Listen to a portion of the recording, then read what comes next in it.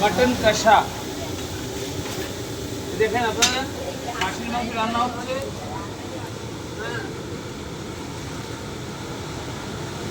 এই আপনার খাসির মাংস রান্না হচ্ছে, দেখেন আপনারা।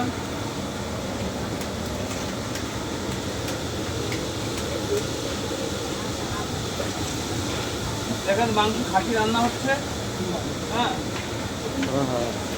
কি বল এই মামার, এটা হচ্ছে মামার 1 নম্বর রেসিপি, মাটন কষা। এই হলো আমার মামার স্পেশাল রেসিপি মটন কষা।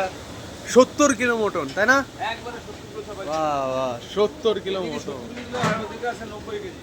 আর বিরিয়ানির জন্য 90 কেজি আগে দেখানো আছে। মানে একা হাতে পুরো টিম নিয়ে এরকম রান্না শুধুমাত্র আমাদের দুলাল ঠাকুরই পারে।